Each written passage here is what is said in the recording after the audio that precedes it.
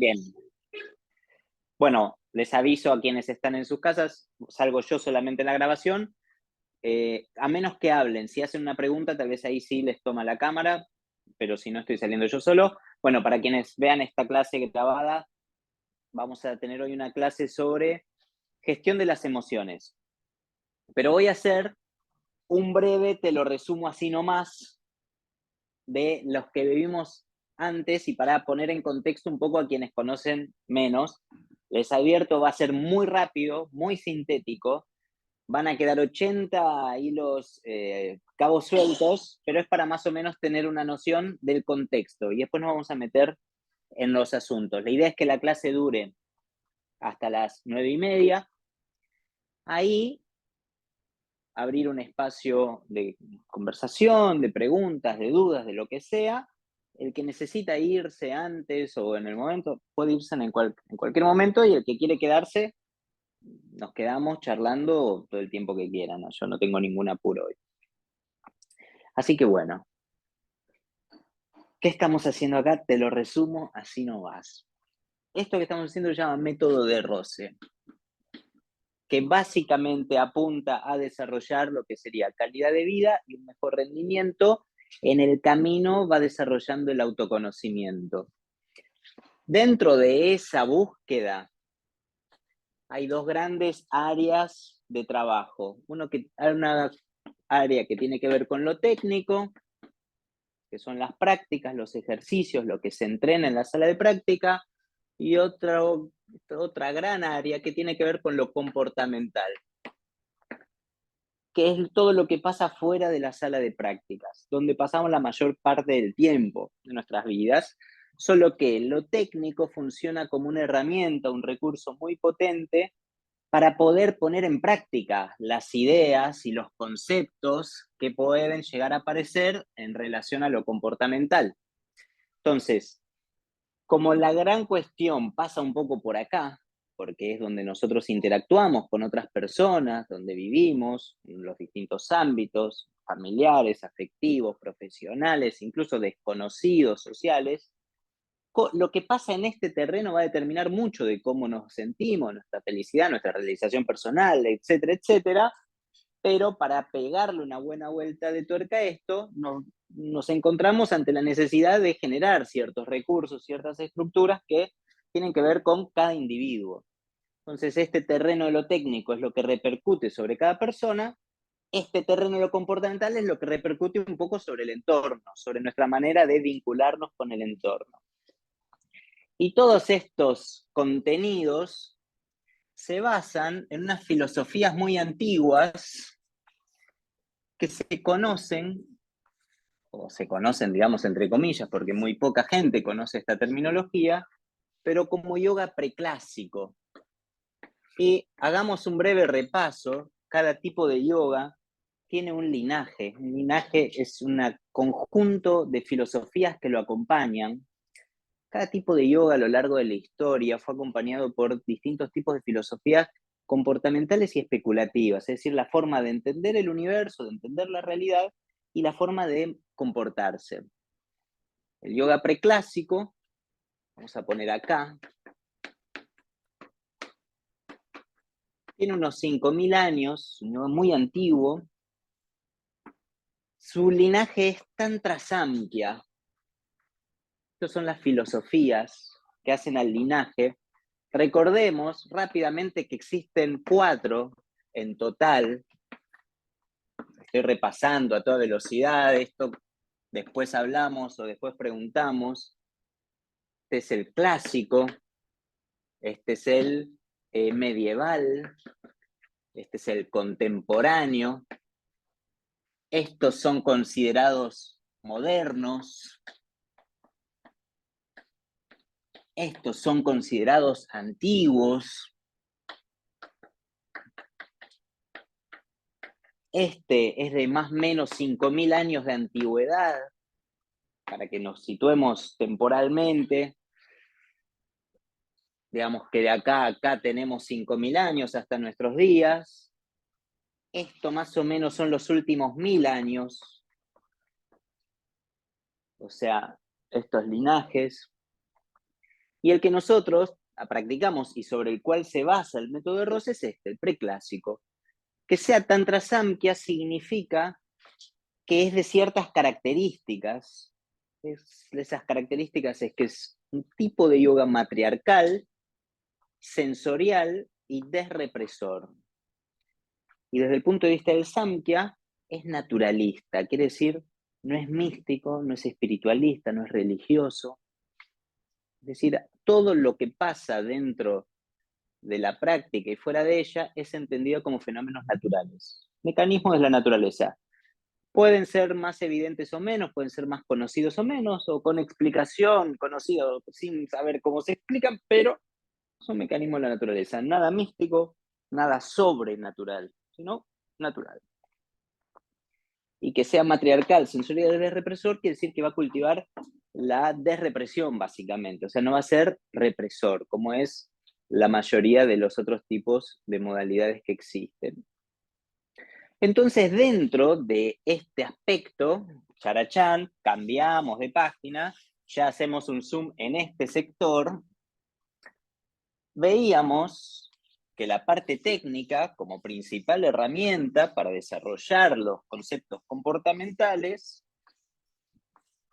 tenía 6 etapas, que acá sí les voy a pedir ayuda para que vean, que eran como etapas evolutivas dentro del proceso de la práctica.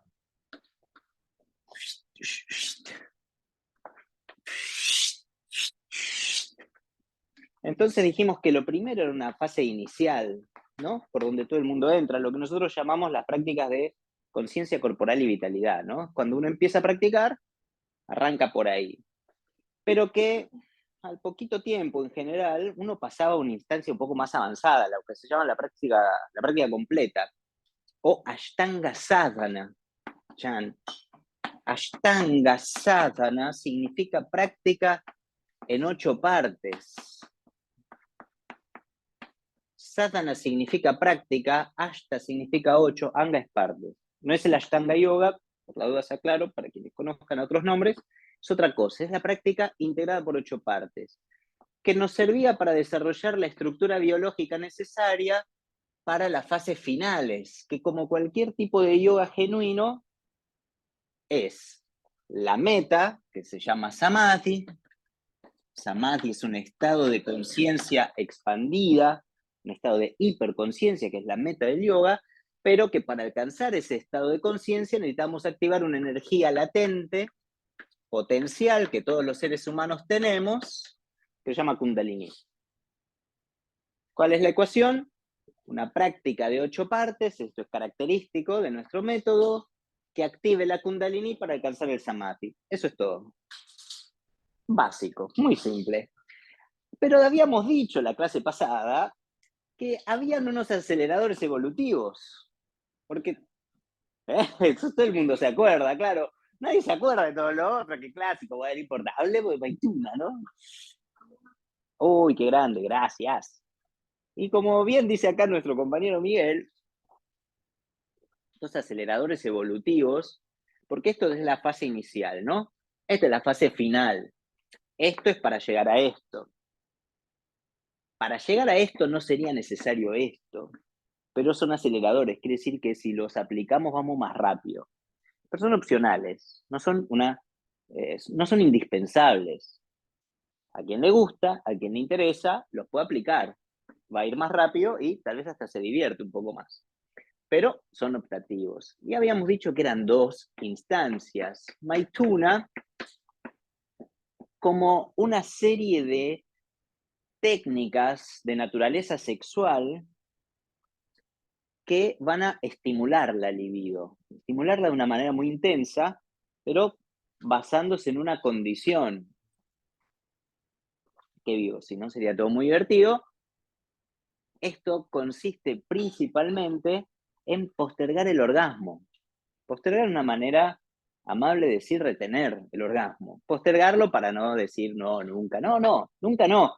Pero poder ir prolongando eso, porque en la medida en que nosotros mantenemos vínculos sexuales, esto no me refiero solamente a una relación sexual propiamente dicha. Cualquier vínculo sensorial, cualquier contacto sensorial, que puede ser una caricia, puede ser un beso, puede ser una mirada, puede ser un pensamiento, o sea, hay muchos grados de estímulos de naturaleza sensorial y también, sí, claro, una relación sexual propiamente dicha, siempre y cuando preserven ciertas condiciones, funcionan como Maituna porque son maneras de estimular la libido, la energía sexual, que es una manifestación de Kundalini, en definitiva,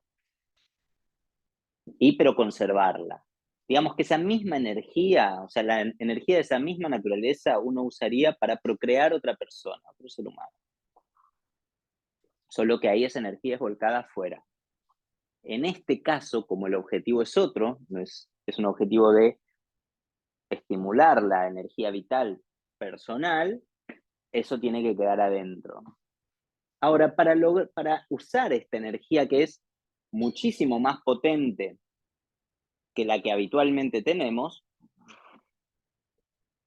porque está en estado latente, necesitamos limpiar nuestro cuerpo un poco más que lo normal, digo más que lavarse los dientes y bañarse, para que pueda bancarse la circulación de un caudal de energía mucho más alto. Esa fase se llamaba Bhuta Shuddhi.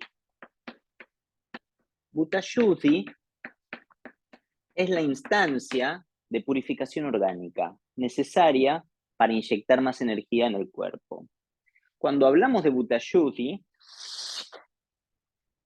dijimos que había una serie de técnicas de limpieza para eliminar toxinas, una serie de hábitos recomendables para generar menos toxinas, pero también mencionamos un aspecto de Bhuta Shuddhi que se llamaba Kama Shuddhi. Y el Kama Shuddhi es la purificación de las emociones. Se entiende dentro de este esquema que si uno pretende manejar un nivel más alto de energía, muy por encima de lo normal, cosa de poder despertar Kundalini, cosa de poder acceder a un estado de conciencia expandida, necesita limpiar su cuerpo, más que lo normal. Para eso está Bhuta Shuddhi. Pero no solamente nuestros hábitos de alimentación o hábitos en general son los que producen toxinas, también los antiguos ya eran conscientes de que habían toxinas que se producían por dentro, que eran producidas por las emociones. Y hoy vamos a hablar de este asunto. La gestión de las emociones no es más que el aprendizaje de cómo lidiar con nuestras emociones, cosa de que produzcan menos toxinas en una instancia, desde un punto de vista, pero en definitiva emociones que nos hagan más felices, que nos sean más leves, que sean más acordes a lo que queremos lograr, a cómo queremos vivir. Ahora, las emociones es una fuerza muy potente, y ahora entramos en el asunto.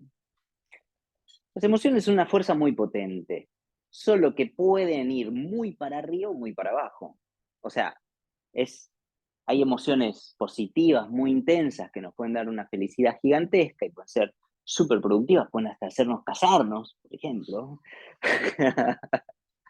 Y esa misma fuerza emocional, pero direccionada en otro sentido, puede hundirnos muy profundo también. Entonces, ¿qué pasa con estas emociones que son una potencia tan grande, por eso, y aparte que son propias de la naturaleza del ser humano? Con esto que quiero decir que no es algo, las emociones a veces no sabemos qué hacer con ellas, pero es algo que es muy fuerte, es algo que si nosotros lográramos direccionar y si nosotros lográramos generar una estructura emocional más copada para con nosotros mismos, sería un gran motor de realización también. Solo que, a diferencia de otros aspectos, está en un terreno mucho más invisible para nosotros. Porque en general aprendemos cómo manejar nuestro cuerpo físico. Quiero decir, yo puedo mover un brazo si quiero mover un brazo en general. Aprendemos a usar nuestro plano mental a pensar, a pensar racionalmente, nos enseñan en el colegio, qué sé yo, pero el tema con las emociones queda un poquito invisibilizado. Entonces nunca terminamos, que vamos Diego, ahí llegó Diego. Bueno, nunca llegamos a aprender a lidiar con nuestras emociones y hasta a veces hasta nos cuesta registrarlas. Pero fíjense qué loco que uno dice, ¿cómo llegamos a esto? Y no es tan extraño si empezamos a ver, como yo les decía al principio, que nuestra tradición es matriarcal, pero nuestra sociedad es patriarcal, o sea, es represora. Entonces estamos acostumbrados a reprimir nuestros impulsos, a reprimir nuestras sensaciones, a reprimir nuestras emociones, quiere decir, a reprimir en general. Fíjense qué loco, cuando eran chicos, o si ustedes tienen chicos, qué común que es un tipo de expresión así. No sé, uno se cae, se golpea la rodilla, ¿y qué te dicen? Ya pasó, ya pasó. No es nada, no es nada. No llores. Bueno, los hombres no lloran, eso lo sabemos todos. Pues claro, boys don't cry.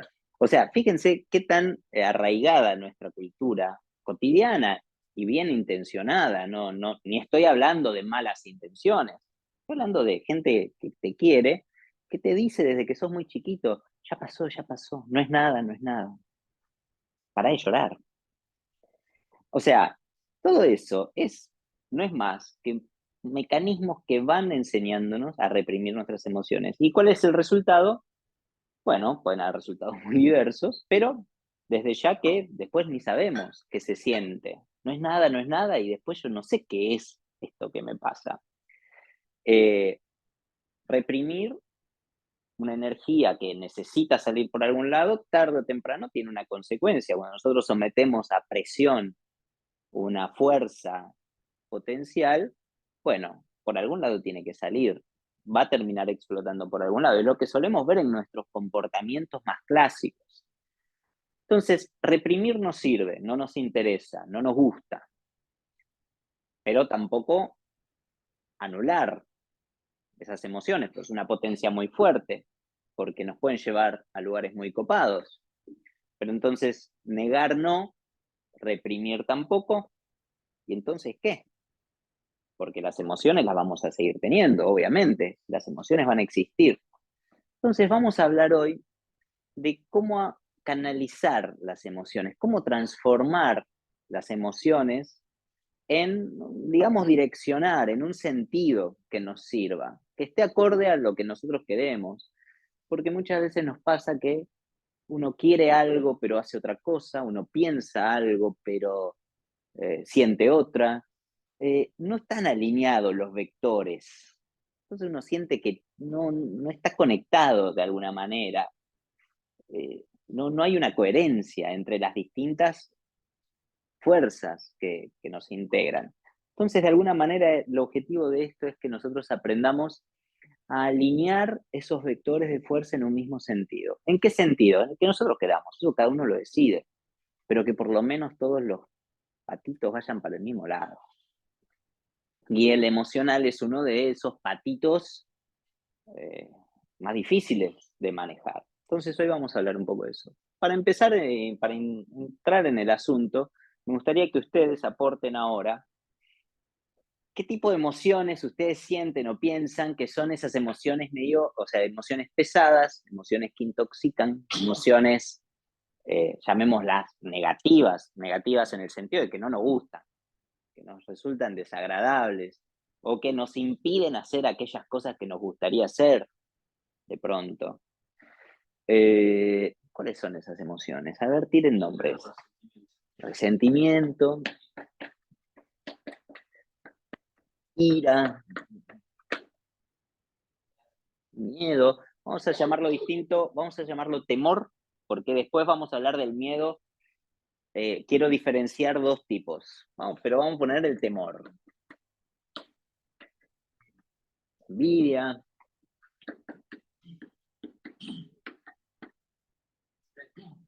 ¿Quién dijo? Tristeza. Hay un montón. Bueno, culpa, impotencia. Sí, sí. Oh, cansancio, cansancio. Sí, sí, sí. Culpa, impotencia, como cansancio en un sentido no físico, digamos, ¿no? Como una especie de desgano. Vamos a ponerle desgano, mejor, más claro, porque celos, sí.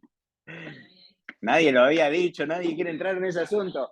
Ah, quiero decir algo sobre esta clase. Mi objetivo es que después, o sea, que de lo general vayamos yendo a lo concreto. Y quien quiera, al final de la clase, incluso tal vez fuera de la grabación, que hablemos de cosas concretas, a ver, de cosas que pasan y a ver si le podemos pegar algunas vueltas de tuerca diferentes.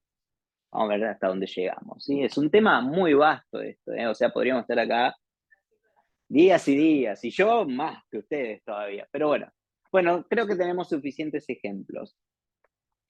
Ejemplos de emociones negativas, que todos, más, que menos, que más una, que más otra, todos las vivimos estas. Porque todas estas emociones tienen un tronco en común, y por esto venía un poco mi diferenciación, que tiene que ver con el miedo. Y el miedo, porque si se fijan, muchas, o prácticamente todas, de estas emociones se atan a algún miedo que uno puede tener. Casi siempre es básicamente un miedo de miedo a morir, básicamente. Es un instinto de supervivencia el que está atrás de todos esos temores, atrás, atrás, atrás, atrás. Es un miedo que uno no consigue vencer, por lo menos ni, tampoco es la idea en un punto el miedo a la muerte, ¿no? Todos tenemos un instinto de supervivencia que es muy valioso y que vale la pena cultivar, o sea, respetar. Solo que ese instinto de supervivencia puede gatillar sensaciones que disparan emociones primitivas, primarias, el miedo especialmente, y de acá se va ramificando a lo que podríamos llamar sentimientos, que es una manera, una forma de emoción un poco más desarrollada, una forma de emoción que está más construida por nuestra propia visión del mundo, por nuestras propias experiencias, por nuestros propios condicionamientos. Pero si yo me voy a lo primario, primario, primario, llegamos todos al miedo, tal vez, en muchos casos. Bueno, miedo a perder, miedo a quedarme sin esto, miedo a, bueno, a quedarme solo, eso desde el punto de vista instintivo es como la muerte, miedo a no reproducirme, desde el punto de vista instintivo es como la muerte, miedo a, bueno, a no ser suficientemente apto para la supervivencia, o sea, todo termina siendo primariamente un miedo muchas veces. Ahora, del punto de vista, este asunto se puede plantear de muchas maneras distintas. Sí, estoy presentando acá un enfoque para entrar en el asunto. Pueden haber otros. Ahora, este miedo es un miedo bastante natural, que todos probablemente tenemos, pero desde el punto de vista de las filosofías estas antiguas, este miedo se basa en la ignorancia. Pero, ¿la ignorancia de qué? ¿No? Uno diría, ¿qué es lo que no sé? La ignorancia, estoy hablando ahora sí desde el punto de vista de las filosofías antiguas que mencioné al principio, la ignorancia de la verdadera naturaleza de las cosas. Planteémoslo en esos términos. Dice, la verdadera naturaleza de las cosas, la confusión de nuestra conciencia en relación a lo que es verdadero y lo que es falso, de alguna manera. Si nosotros fuéramos suficientemente conscientes de la verdadera naturaleza de las cosas, dicho en esos términos, no sentiríamos miedo. Y sin miedo, nada de todo esto se produce.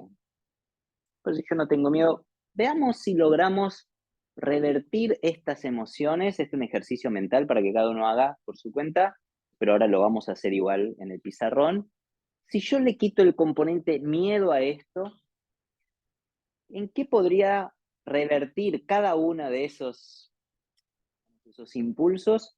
¿En qué tipo de emoción yo las podría transformar si yo le saco el factor miedo del medio?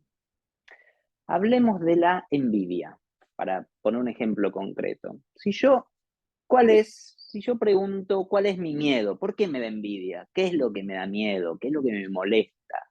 ¿Qué me hace ser envidioso, no? No sé. Alexander juega mucho mejor que yo al tenis. Mentira, no. A mí eso me da envidia. ¿Pero qué? ¿Por qué? ¿Qué me da miedo? ¿Cuál es mi preocupación? ¿Qué me molesta? Si yo saco el miedo, ¿miedo de qué tengo? Si yo dejara de tener ese miedo, ¿en qué podría transformar la envidia? En algo que fuese parecido, pero constructivo. Por ejemplo, hermoso ejemplo. Veamos si cuadra, porque esto lo estamos armando un poquito sobre la marcha. A mí me da envidia porque tengo miedo de perder. Si yo pierdo, soy peor. Si yo soy peor, me voy a morir. Perfecto. Bueno, sí. Pero si yo no tuviese miedo a morir o miedo a ser peor, ¿qué estoy observando? Un gran tenista. Y si yo quisiera ser como él, sin duda, ¿qué tengo que hacer? Bueno, entrenar más, me sirve de ejemplo. Voy a mejorar yo mi tenis, sin duda, si yo sigo sus pasos, porque me produce admiración. Es muy parecida a la envidia, la fuerza. Solo que yo transformé la dirección de un impulso basado en lo mismo. Yo me comparé con fulanito y, bueno, mejor. Bueno, puede pasar. Solo que en vez de ese impulso, ese estímulo a una circunstancia, una respuesta natural a una circunstancia, tirarla para un lado, yo le saqué el factor miedo y la puedo tirar para otro que me hace jugar mejor al tenis, que en definitiva es lo que a mí me importa, ¿no? Digo, a mí me gusta jugar, lo que quiero que es jugar. Bien, listo, perfecto. Es un ejemplo, pero veamos otro ejemplo. ¿Quién se le ocurre? A ver, está difícil. Veamos ejemplos de emociones constructivas y veamos si podemos encontrar los opuestos positivos de nuestras emociones negativas. ¿Cuál es el objetivo de esto? Encontrar vectores de la misma, del mismo carril, solo que apunten para el otro lado. A ver. Oh, a ver, ¿cómo sería? Acá, Dominique, traduzco para los que están en casa, agarró el ejemplo de los celos, dice, para mí el amor puede ser de la misma naturaleza, pero para el otro lado, para un lado positivo. A ver, Domi, explica un poquito mejor. Para mí está bueno el ejemplo. Explícalo. Y yo te celosa de que cuando está con vos, Eh, porque tengo miedo de que vos no debes estar conmigo y me voy a morir. sí. Me encantó cómo quedó el leitmotiv. Me voy a morir. Y lo loco es que nos vamos a morir igual, ¿no? O sea, pero bueno, esperemos que se entre mucho y no tan rápido. O sea, si saco el miedo de que vos no debes estar conmigo, es como, qué bueno. Que los querés a los dos. Claro, es como que hace lindo. Claro. Dice Domi, traduzco acá para la clase. Fulanito, me pongo celoso, yo, Dani, de fulanito, fulanita, porque lo veo que está con otra persona, está charlando con otra persona, y eso a mí me da miedo de que él no me quiera más, de que no quiere estar conmigo, no me voy a reproducir, me muero, bueno. Pero ¿cómo lo traduzco eso en amor si yo le saco el miedo? Si yo no tuviese miedo, pero te voy a ayudar un poquitito.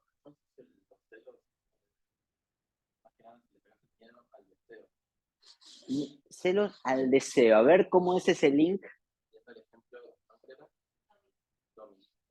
Acá proponen otra idea.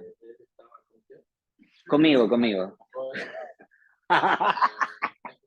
Ella no se siente capaz o hay un miedo en ella de perderte, o sea, hay un miedo, ¿no? En realidad hay un deseo en ella de tener que tenerte. Entonces se transforma en celo porque hay un miedo y no sé si creo que redundante. Para mí hay algo interesante en eso. Yo prefiero A ver, veamos si podemos armar el rompecabezas. A mí me da celos porque tengo miedo de perder a la otra persona, que la otra persona no esté conmigo, etcétera, etcétera. Si yo le saco el factor miedo, o sea, no tengo miedo que esa persona no guste de mí, por ejemplo, ya sea porque no me importa, o ya sea porque gusta igual de mí, no sé. Pero no tengo miedo. No tengo miedo de si fulanito gusta de mí o no. ¿Qué hago cuando esa persona gusta de otra persona? Yo no tengo miedo de que no guste de mí. ¿Qué siento yo? ¿Qué puedo sentir? Seguridad. También, vale. ¿Eh? Y es. O sea, porque quiero decir algo, este asunto de las emociones no es una boludez. ¿La seguridad? Yo creo que sí, confianza, pongamos confianza personal. Bueno, estima, autoestima. Vamos a anotar todas, porque no es esto una lo con flechas, ¿entienden? Estoy haciendo un ejercicio. Confianza, son también emociones, sensaciones. Autoestima, sí, sí.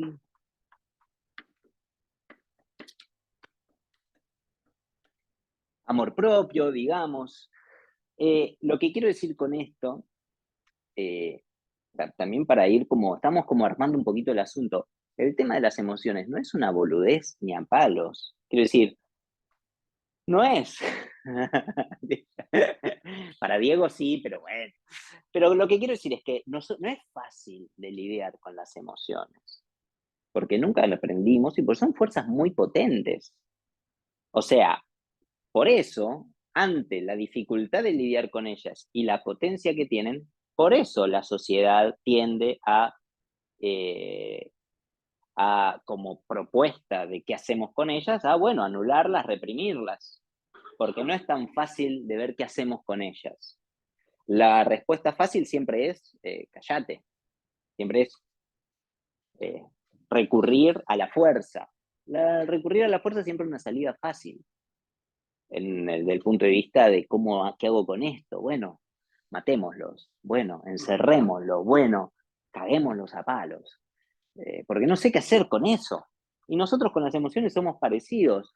Yo no sé qué hacer con mis celos, no sé qué hacer con mi desgano, no sé qué hacer con mi envidia. Bueno, no hay dolor, no hay dolor, no hay dolor, no hay dolor. Claro, ¿cuál es el problema y por qué estamos dando esta clase? Pues no funciona, pero no porque sea fácil hacer otra cosa, no funciona por grandes motivos, no funciona. Entonces estamos estudiando un poquito el asunto. Bueno, digamos otros ejemplos de emociones que podríamos asociar con algo positivo. A ver, por ejemplo, ¿en qué podríamos transformar?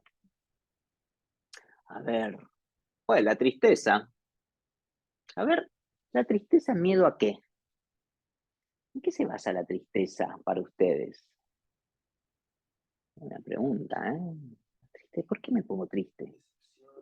Decepción, ausencia, pérdida. ¿Sí? Para los antiguos, tristeza y alegría no necesariamente.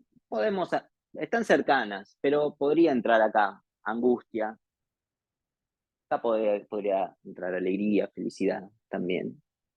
Para los antiguos, tanto tristeza como alegría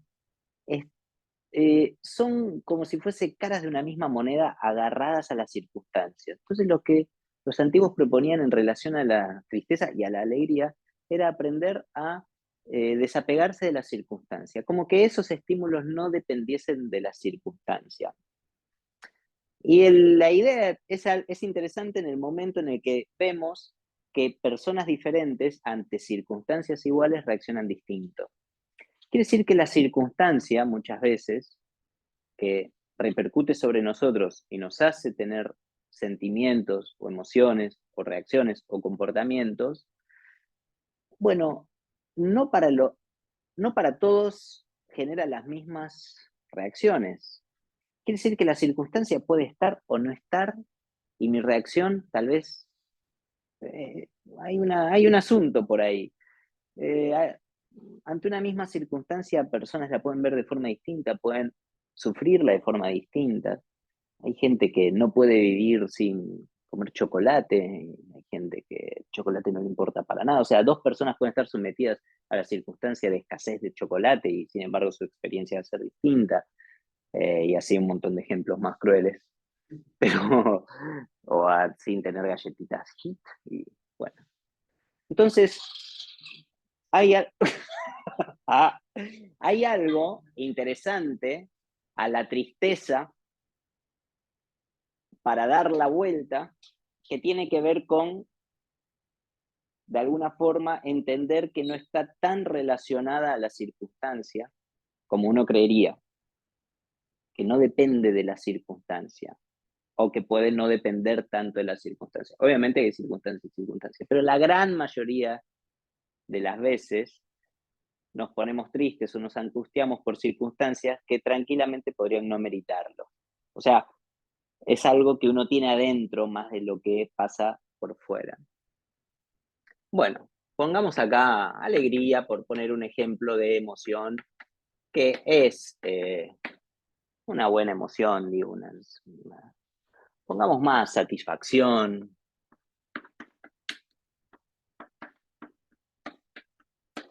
plenitud, qué sé yo, alguna más que alguien se la acuerde, la tenga ahí en la punta de la luz.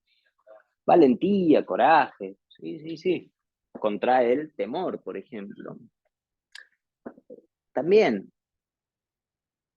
se puede dar vuelta. Bueno, si estos son dos arbolitos, digamos, donde uno es el de nuestras emociones, digamos, pesadas, y este es nuestro arbolito de emociones positivas, por decirlo de alguna manera, estas se basan en una intención, porque acá tengo que aclarar un asunto. Hay una tendencia, digamos, natural por cómo se constituyen nuestros condicionamientos, y ahora vamos a hablar un poquito de eso, es que nuestra tendencia casi natural, no lo quiero decir así muy, muy fuerte, pero esas emociones de tipo negativas, porque nuestro cerebro está configurado de una manera que hace que sea mucho más susceptible a estímulos negativos que a estímulos positivos. Por esta cuestión de la supervivencia, mi esquema de reacción, desde el punto de vista del sistema nervioso autónomo, automáticamente, va a responder más rápido a los estímulos peligrosos que a los estímulos agradables. Está más preparado para reaccionar más rápido a eso. Por ejemplo, yo tengo acá una gran amenaza y al lado algo muy placentero, es muy probable que yo reaccione primero ante la amenaza, una serpiente venenosa y 1 kilo de helado de Rapa Nui. O sea, yo no me voy a agarrar el Rapa Nui y quedarme al lado de la... O sea, si yo soy suficientemente entrenado, voy a salir corriendo con el helado, pero voy a salir corriendo y después veo cuando tomo helado. Lo pienso tranquilo más adelante.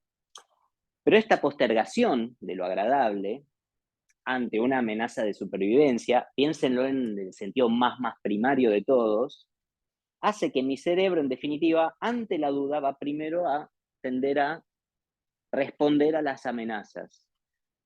Por el tipo de vida que llevamos, por el tipo de condicionamientos, etcétera, nosotros tendemos a ver más amenazas de las que existen en realidad. El estrés famoso que todos conocemos no es más que la reacción permanente a la sensación, a la percepción de amenaza constante.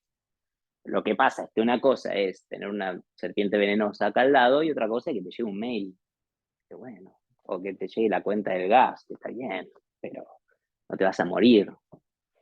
Entonces nosotros, digamos, la exacerbación de la susceptibilidad a las amenazas que nos rodean es lo que nos produce los estados de estrés patológicos, ansiedad, ataques de pánico en instancias más avanzadas. Son mecanismos que terminan instalándose por cómo funciona nuestro cerebro, que nos hacen como si fuese hipersensibles. Ya me da miedo todo. Es una cuestión de tergiversación también de la percepción de la amenaza. Bueno, todo esto lo digo porque tenemos una tendencia, si uno piensa cualquier cosa, tiende a pensar en este formato. Y, no sé, piensen ustedes si van a tener una reunión de trabajo, un evento importante, un partido de no sé qué, se van a encontrar con una persona.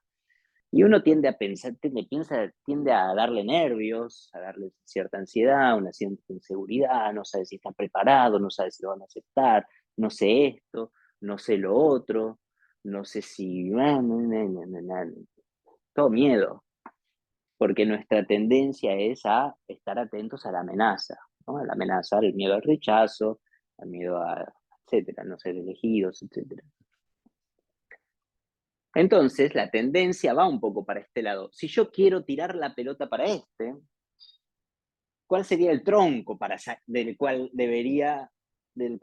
haría surgir estas? Hay una intención, tiene que haber una intención.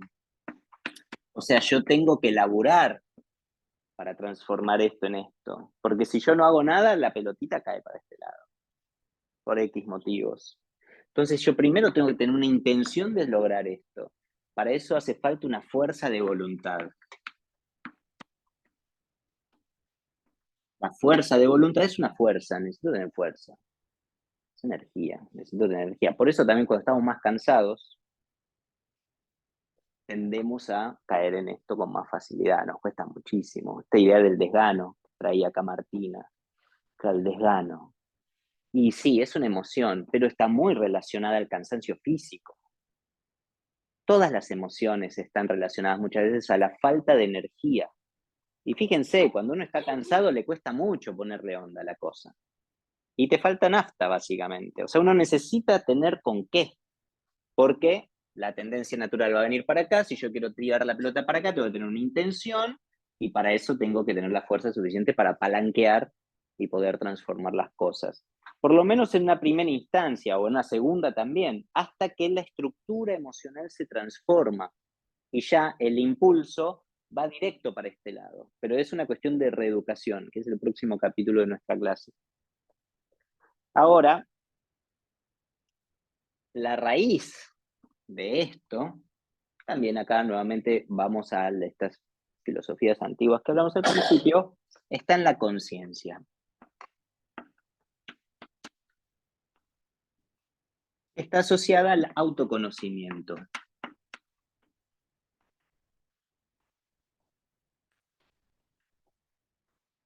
O sea, en la medida en que yo voy ampliando la conciencia y desarrollando autoconocimiento, empiezo a poder tener la intención y una fuerza que me permita redireccionar los impulsos que en vez de que vayan siempre para el mismo lado, que puedan ir para el otro. Y vamos a hablar un poquito ahora de condicionamientos, de estos mecanismos. Bueno, borro mis hermosos arbolitos, pero está bueno que registremos un poco esta idea de dónde nacen las emociones negativas y cómo uno puede transformarlas sin reprimir el impulso en mismas fuerzas, pero en otro sentido, eliminando el factor miedo, aunque requiera una fuerza y una intención, ¿no? Hay que hacerlo a propósito. Digo, en la mayoría de los casos, ¿sí? Ahora, los condicionamientos, que también en estas filosofías antiguas eran un asunto que habían estudiado mucho, desde otro punto de vista tal vez que el actual, pero que coincide en muchos aspectos, lo comparaban con el cauce de un río. Hay dos palabras en sánscrito, son vasana y samskara,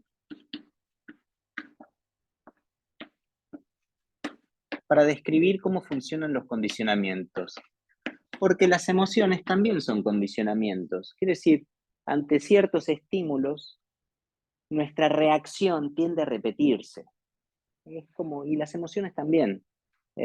Aprendo de una cierta manera a reaccionar de una cierta manera y ante un mismo estímulo termino reaccionando de la misma manera. Se van generando las configuraciones, las conexiones neuronales. Bueno, hoy se estudia también desde la ciencia todo esto. Cuando se hace una conexión neuronal queda ya enganchada. la ciencia hoy dice que esas conexiones se pueden modificar, que hay una neuroplasticidad, si está bien usado el término, que hay. El cerebro tiene la capacidad de reconfigurarse. Bueno, menos mal, gracias. Tipo, menos mal que me lo dice. Vasanas y samskaras son dos términos para entender un poco cómo funciona desde el punto de vista de estas explicaciones los condicionamientos. El samskara es una impresión latente.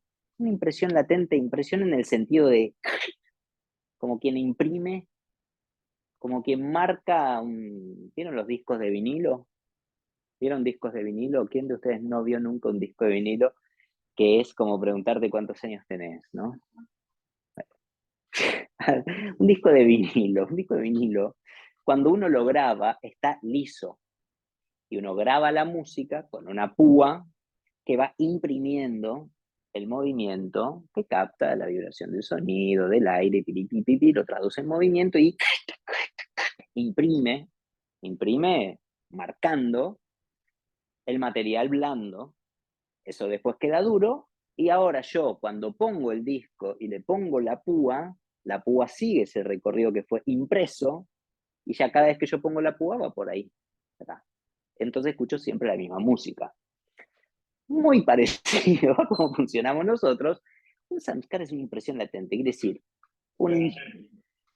claro, claro. Acá tenemos al psicólogo que nos trae un ejemplo de la vida real, cuando se nos rayan los samskaras, ¿no? Digo, pero, ¿qué sería en el cerebro? Las samskaras, en el cerebro digo en nuestro psiquismo, no en nuestro cerebro. Samskara es aquella impresión en nuestro psiquismo, ya sea de fábrica, quiero decir, hay impresiones que todos los seres humanos traemos de nacimiento, instintivas, o sea, reacciones instintivas, quiere decir que están de fábrica.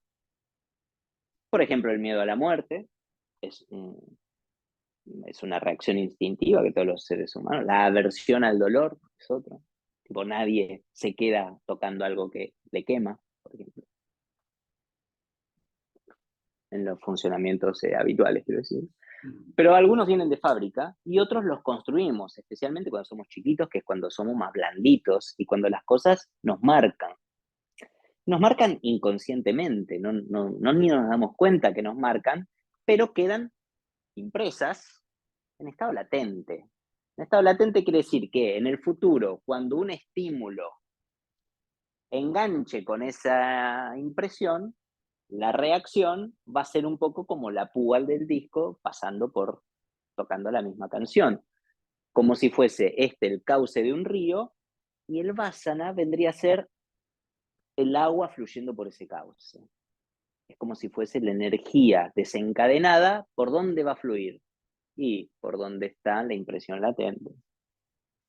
Ahora, la mayoría de estas impresiones latentes se nos generan cuando somos muy chiquitos, o sea, cuando ni nos damos cuenta. O sea, muy difícil elegir esas impresiones latentes.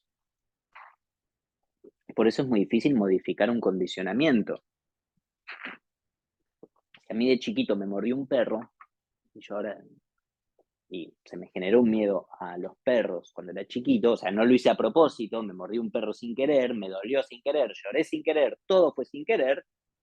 Ahora yo de grande veo un perro y tal vez me sigue dando miedo, cuando la mayoría de los perros no te muerden, o sea, es muy raro que te muerda un perro.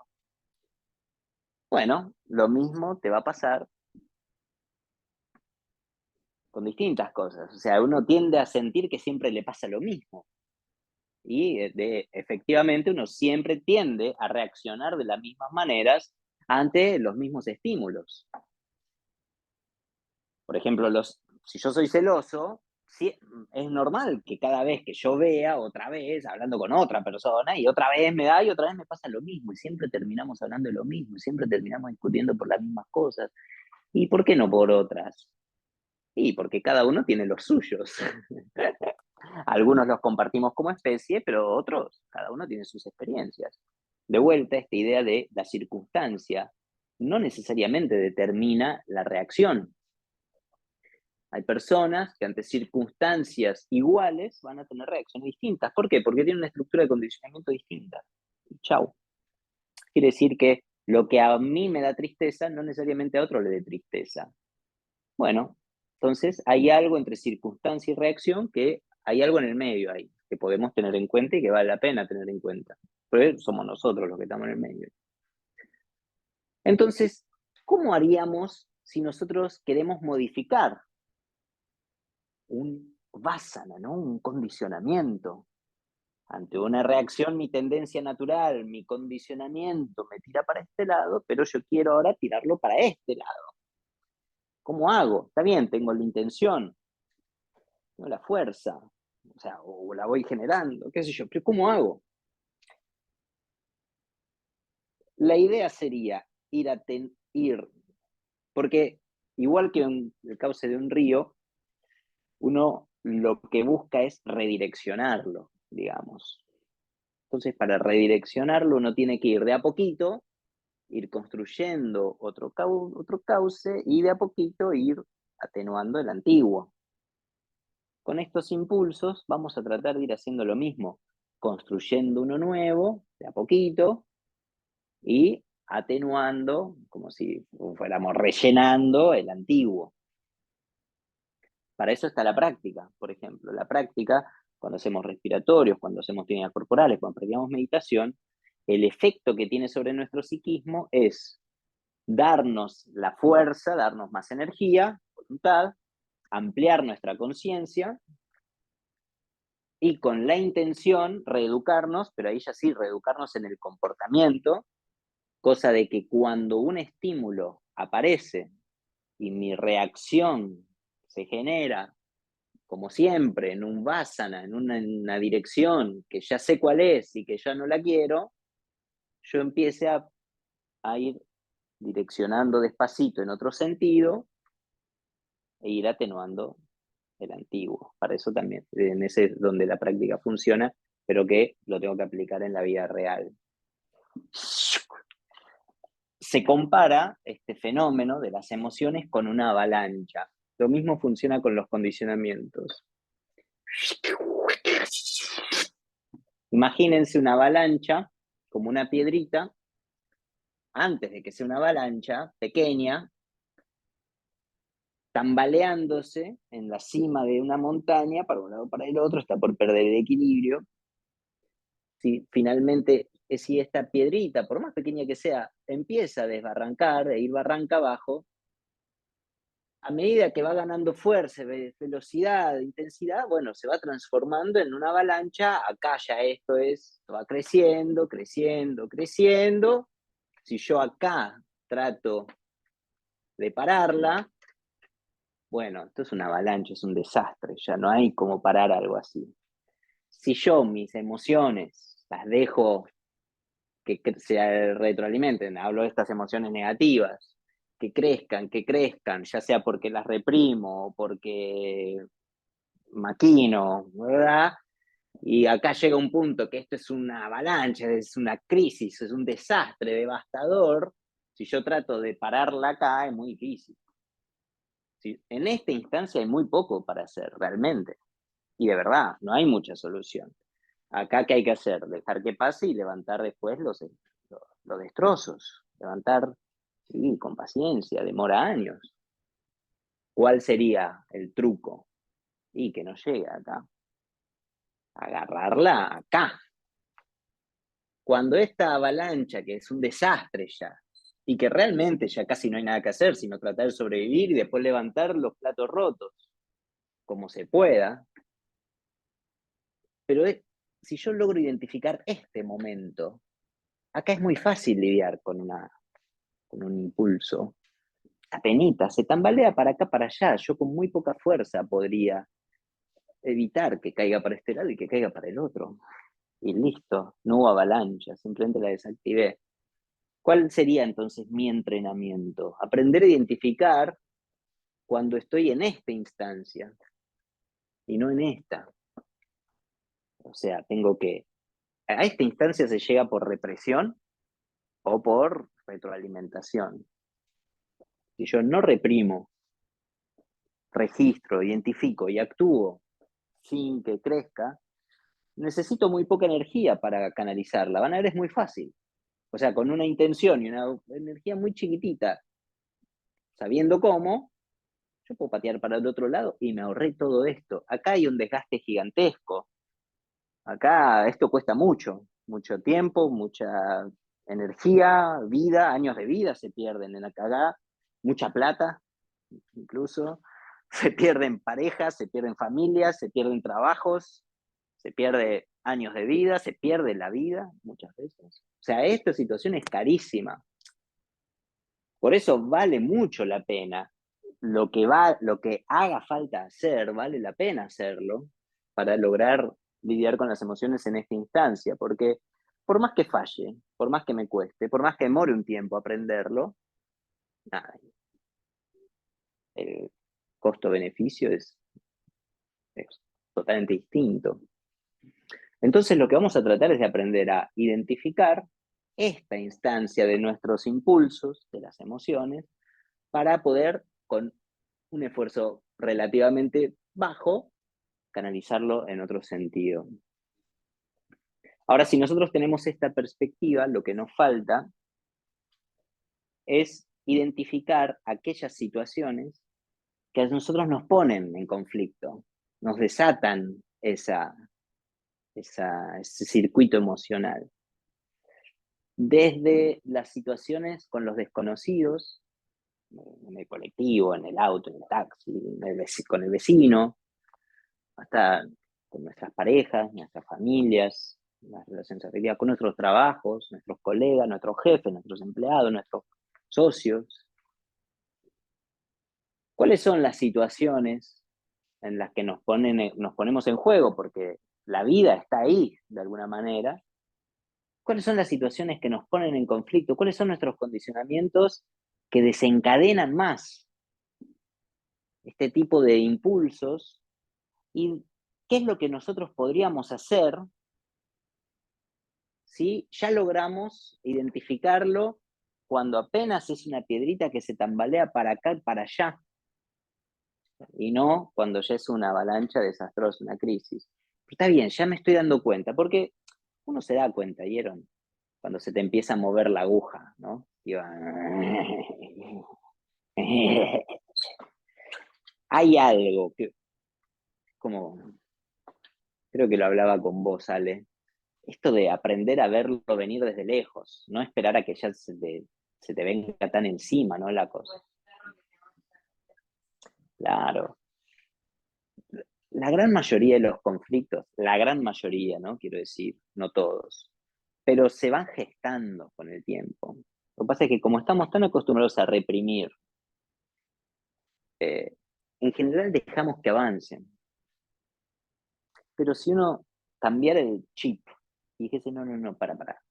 Antes de que esto sea una avalancha, ¿qué hago? ¿Cómo hago? Y se entrena en detectarlos en esta instancia.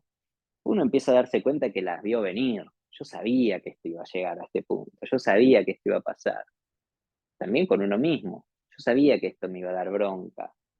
Yo ya sé que eso me va a molestar, que esto me va a dar celos, que esto me va a dar envidia, que esto me va a dar furia, que esto me va a dar miedo.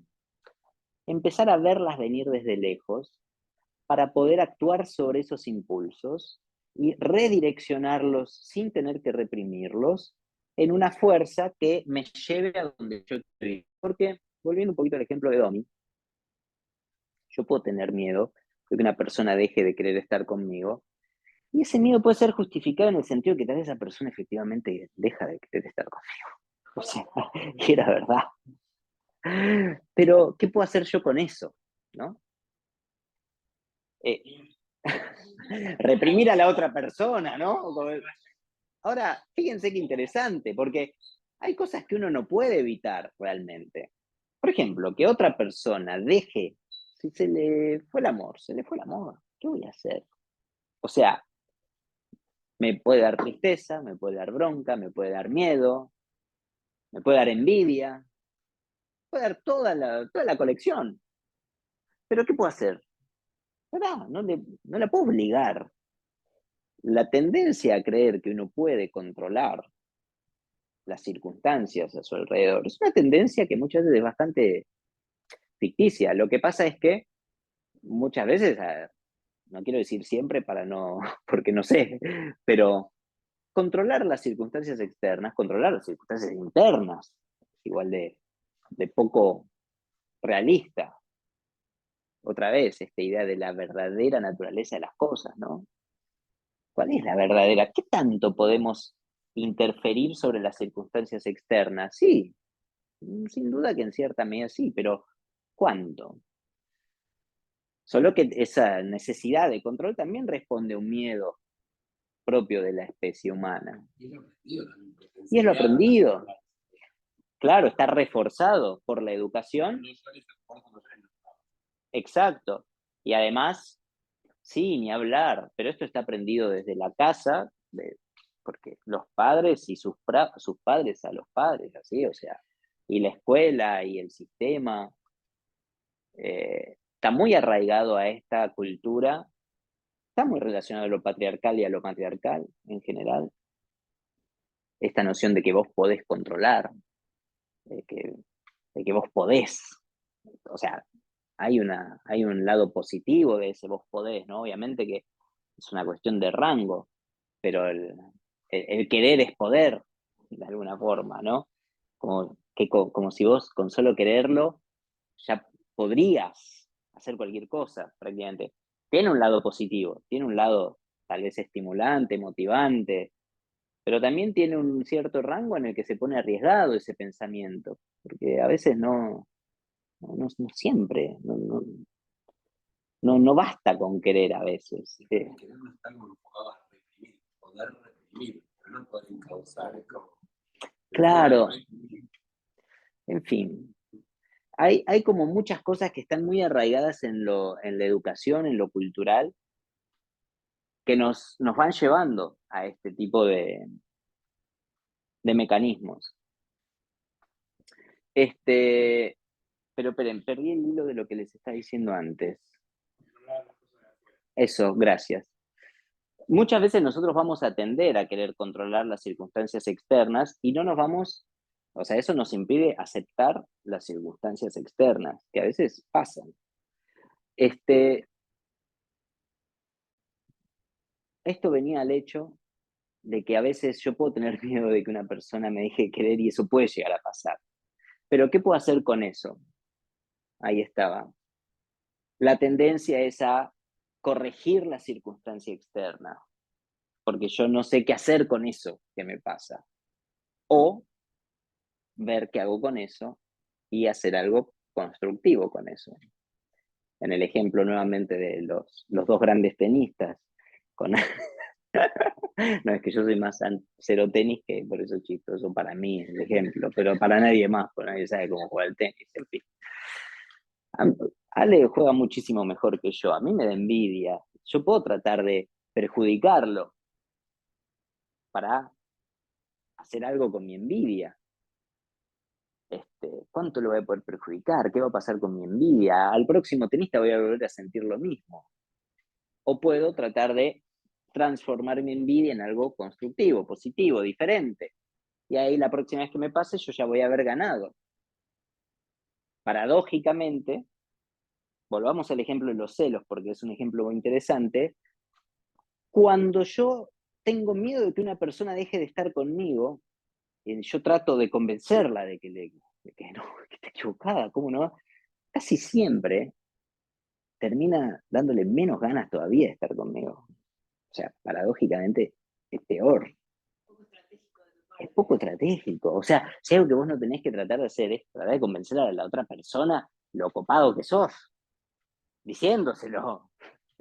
Pero si yo logro, en vez de tratar de convencer, de poner, digamos, de tratar de modificar la circunstancia externa, si yo logro transformar esa inseguridad personal, ese miedo personal, en algo constructivo, positivo, en el que de pronto me haga una persona que, bueno, que no me da tanto miedo o que me alegra que el otro encuentre una persona que le guste, etcétera.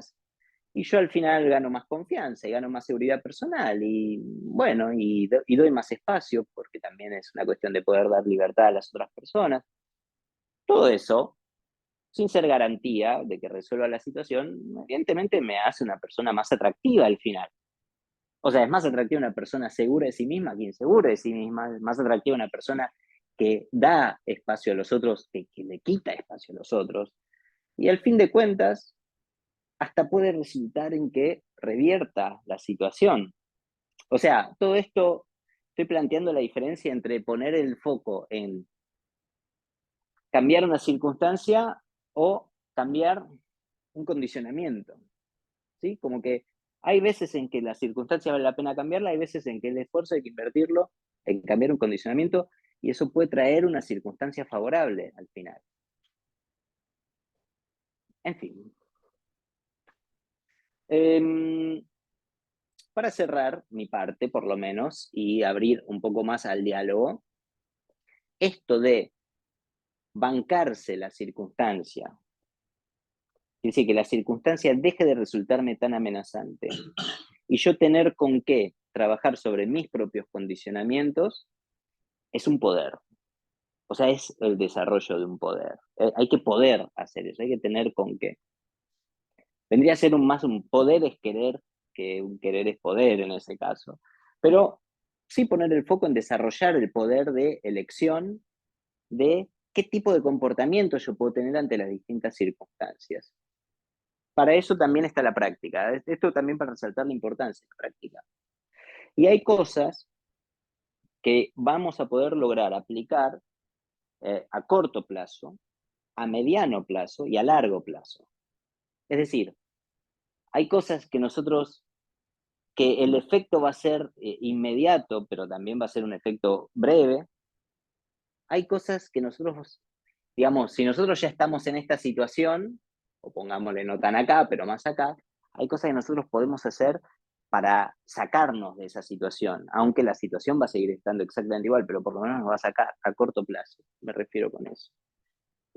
Hay otros mecanismos, hay otros recursos que nos van a servir a lo que sería mediano plazo, es decir, a lidiar con los condicionamientos y con los impulsos que siguen apareciendo como siempre, pero yo aprendo a dispararlos en otro sentido.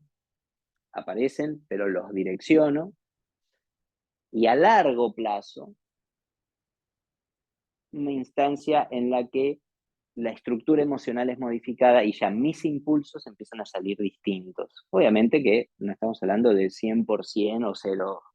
Tipo, obviamente que las emociones siguen estando, siguen apareciendo, no es que listo, ya la vida es color de rosa, porque siempre uno se enfrenta a circunstancias diferentes y las circunstancias van variando y uno va cambiando y todo empieza medio que a empezar cada tanto, vuelve, las famosas crisis.